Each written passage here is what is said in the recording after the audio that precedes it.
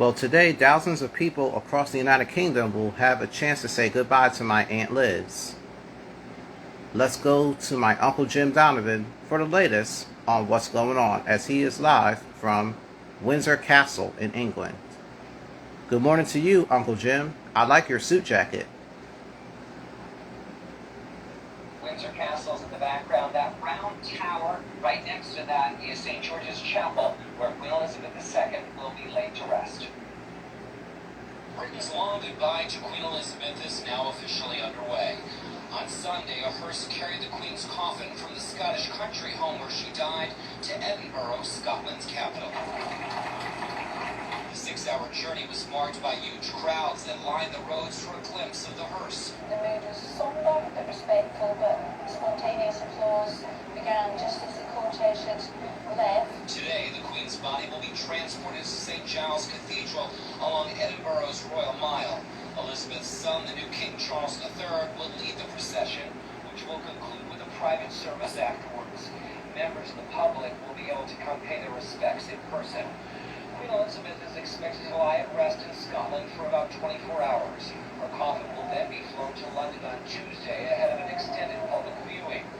Charles began his day with his first address to Parliament as king, vowing to continue his mother's dedication to the nation. She sets an example of selfless duty, which, with God's help and your counsels, I am resolved faithfully to follow. The death of the UK's longest reigning monarch has prompted an outpouring of grief across the country. For most of her subjects, the 96-year-old was the only monarch they had ever known. She'll be sorely missed, not only by her family, but I think everyone that she's come into in their lives. And there's been lots of concern and speculation online over what will happen to the Queen's corgis. They are reportedly going to remain together and in the care of her family. The BBC says the dogs will be jointly adopted by her son, Prince Andrew, and his ex-wife, Sarah Ferguson. We're being told that there are tight restrictions being placed on VIPs that plan on attending the funeral. Politico is reporting that only foreign heads of state and their partners are being invited. Wow. Great story about my Aunt Liz. Thank you, Uncle Jim.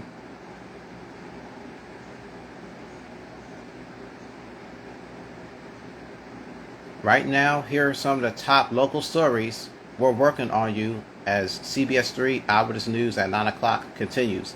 A father gets ambushed in Germantown.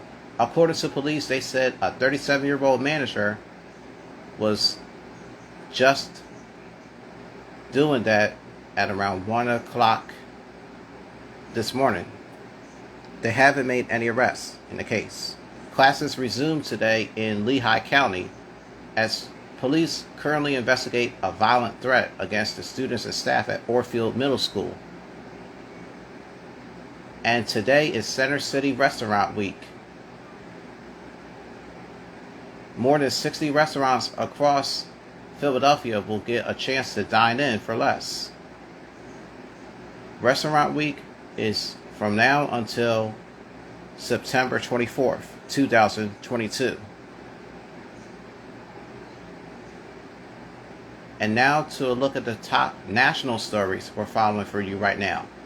A special master response is due for President Trump, despite the fact that his home was being investigated in Florida. The federal judge paused those documents that you see on the screen. They're trying to figure out why the former president did all those things. A California wildfire starts to burn as mosquitoes got into it. There was some relief in the southern part of the state, and to be honest though, let's just hope it doesn't happen again. We have lots more news to get to when CBS 3 Eyewitness News at 9 o'clock continues right after this.